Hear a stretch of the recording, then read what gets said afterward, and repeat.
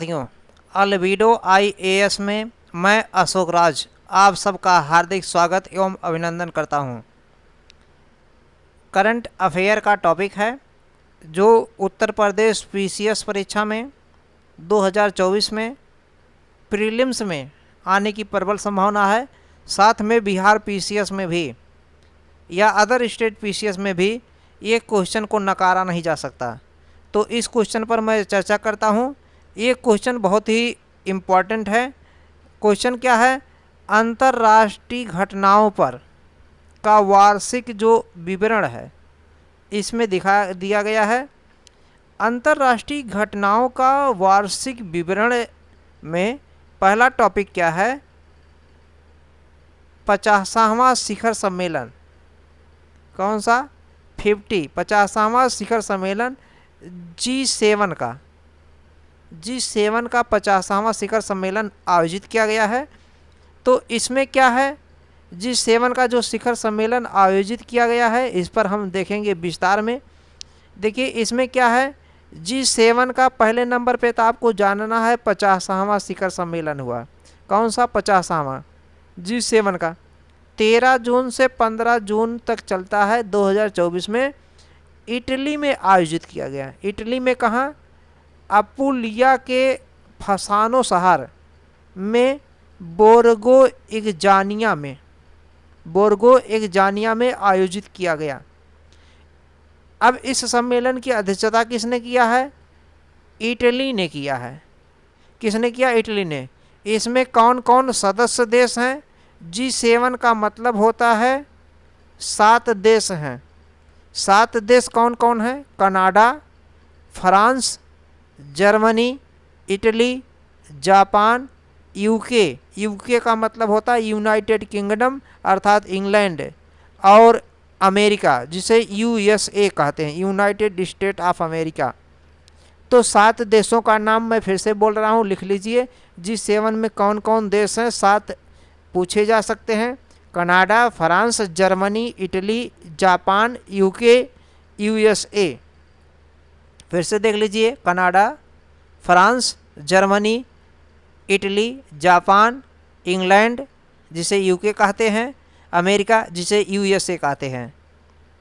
तो इतना आपको समझ में आ गया। इस सम्मेलन में 7 देशों के राष्ट्राध्यक्षों या शासनाध्यक्षों ने के अलावा यूरोपीय संघ का भी लोगों ने प्रतिनिधित्व किया है। यूरोपीय संघ ने भी प्रतिनिधि 7 देश ये हैं जो इसके सदस्य हैं, और यूरोपीय संघ के प्रतिनिधि ने भाग लिया इसमें। और साथ में जो बुलाए गए मुख्य अतिथि के रूप में वो भी थे। इसमें आगे मैं चलता हूँ। आगे इसमें क्या है? यूरोपीय परिषद तथा यूरोपीय आयोग के अध्यक्ष भी इसमें शामिल रहे। ये इतना इम्पोर्टेंट नहीं है। इस सदस्य में सदस्य देश आमंत्रित किए गए थे तथा गैर सदस्य देश और संगठन भी आमंत्रित थे। इसे जो है जो हिस्सा लिए उसे आउटरीच सत्र कहा गया। ये पूछा जा सकता है आउटरीच सत्र क्या था? तो जो G7 का 7 सदस्य देश तथा अन्य गैर सदस्य देश व संगठन हिस्सा लिए हैं उसी को आउटरीच सत्र कहा गया। इस सत्र में क्षेत्रीय तथा अंतर्राष्ट्रीय मुद्दों पर चर्चा किया गया। क्षेत्रीय पर तथा अंतर्राष्ट्रीय मुद्दों पर चर्चा किया गया। उतना इम्पोर्टेंट नहीं है, आउटरीच इम्पोर्टेंट है, याद कर लीजिएगा। आगे क्या है? आउटरीच सत्र के लिए भारत में 12 तथा देश संगठित आमंत्रित किए गए हैं। इसमें बहुत से देश के नाम हैं, उतना इम्पोर्टेंट नहीं है। अब इसमें इम्पोर्टेंट क्या है? ये इम्पोर्टेंट है, ये जो है इम्पोर्टेंट है ये पॉइंट।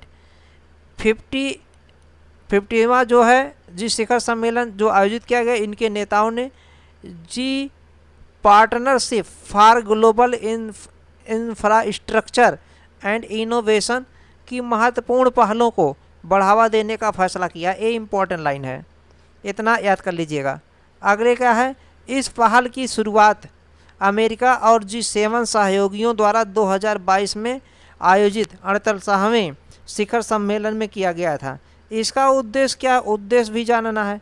विकासशील देशों में बुनियादी ढांचा संबंधी कमियों को दूर करना। G7 का आयोजन क्या किया गया था? विकासशील देशों में बुनियादी ढांचा संबंधी कमियां जो हो उनको दूर करना है। आगे क्या है इसमें, G7 तथा मध्यम आय वर्ग, G7 तथा मध्यम आय वर्ग वाले देशों में आधारभूत अवसंरचना परियोजनाएं प्रदान करना। 2027 तक, ये इम्पोर्टेंट है, 2027 तक 600 बिलियन अमेरिकी डॉलर की राशि जो है आवंटित किया जाएगा। भारत तथा मध्य पूर्व यूरोप आर्थिक गलियारा को समर्थन तथा प्रोत्साहन मिलेगा, ये भी इम्पोर्टेंट है, याद कर लीजिएगा। साथ में G7 ने जो है IMEC को बढ़ावा देने के लिए प्रतिबद्धता व्यक्त की है। IMEC का लक्ष्य क्या है, भारत मध्य पूर्व यूरोप को जोड़ने वाले रेल, समुद्री मार्ग तथा व्यापार परिवहन को नेटवर्क स्थापित करना है। आगे इसमें इतना इम्पोर्टेंट नहीं, फिर भी जानिएगा। सितंबर 2023 में नई दिल्ली में G20 का शिखर सम्मेलन पर हस्ताक्षर किया गया, ये भी इम्पोर्टेंट है, देख लीजिएगा एक बार। और इसमें क्या है, थोड़ा सा इम्पोर्टेंट है, देखिए ग्लोबल स्ट्रक्चर इसमें जो है ये इम्पोर्टेंट थोड़ा सा देख सकते हैं आप लोग। शिप टू रेल नेटवर्क और IMEC में रेल मार्ग, सड़क परियोजना मार्ग, 2 गलियारा, इसको भी देख सकते हैं, थोड़ा सा नोट्स कर सकते हैं समझने के लिए। साथ में हाई स्पीड जो डाटा है, केबल भी शामिल किया गया, हाइड्रोजन पाइपलाइन भी शामिल किया गया है, एक विद्युत केबल भी इसमें लाया गया है। भारत, अमेरिका, सऊदी अरब, UAE, यूरोपीय संघ, इटली, फ्रांस, जर्मनी, ये इसके क्या है, हस्ताक्षरकर्ता देश हैं। भारत सदस्य नहीं है लेकिन हस्ताक्षरकर्ता देश है। इसमें आधारभूत संरचनाओं को समर्थन देना है, इसका मेन उद्देश्य क्या है। और साथ में G7 देशों ने मध्य अफ्रीका में लोबिलिटी कॉरिडोर तथा लुजोन कॉरिडोर को मिडिल कर समर्थन किया है, ये भी उतना नहीं इम्पोर्टेंट, लेकिन फिर भी जानिएगा। अंगोला कॉरिडोर है, मिडिल कॉरिडोर है, ग्रेनाइट है, ग्रेट ग्रीन वॉल, ये पूछा जा सकता है, इम्पोर्टेंट थोड़ा सा है। ग्रेट ग्रीन वॉल इनिशिएटिव है, ये अफ्रीका का साहेल क्षेत्र में मरुस्थलीकरण और मृदा अपरदन की रोकथाम के उद्देश्य से शुरू की गई परियोजना है। इसके लिए समर्थन व्यक्त किया जा सकता है, थोड़ा सा इम्पोर्टेंट है, देख लीजिएगा, इम्पोर्टेंट है में।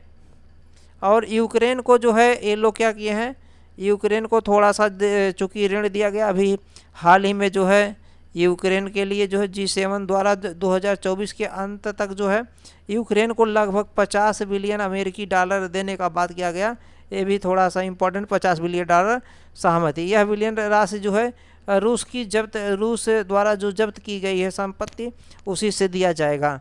तो अब इस पर थोड़ा सा मैं क्वेश्चन देख लेता हूँ, क्या क्वेश्चन है। क्वेश्चन देखिए क्या है इसमें, क्वेश्चन क्या है, G7 शिखर सम्मेलन का 50वां सम्मेलन जो हुआ है उसमें से कौन सा कथन सही पूछ रहे हैं, कौन सा सही है। G7 का शिखर सम्मेलन जून 2024 में इटली में आयोजित किया गया था, यह बात सही है कि गलत है। G7 का जो है सदस्य भारत सदस्य देश है, ये सही है गलत जानना है। और G7 देशों ने विकासशील देशों को 2030 तक 6 लाख बिलियन अमेरिकी डॉलर की राशि आवंटित करने की बात कहा है। भारत की ओर से भारत के प्रधानमंत्री जो है इस बार शामिल हुए थे, इस तरीके का दिया गया है, शामिल हुए थे कि नहीं हुए थे, तो इस पे थोड़ा सा हम देखते हैं। भाग नहीं लिया था, ये दिया है भाग नहीं लिया था। तो अब इसमें से आपको बताना है कौन सा जो है कथन सही है। देखिए इस बार अगर कह रहे हैं भाग नहीं लिए हैं, ये नहीं वाला शब्द हटा दीजिए, भाग लिए थे इसलिए इतना लिखा है, इसलिए गलत हो गया, ये उत्तर आपका होगा नहीं, ये उत्तर गलत हो गया।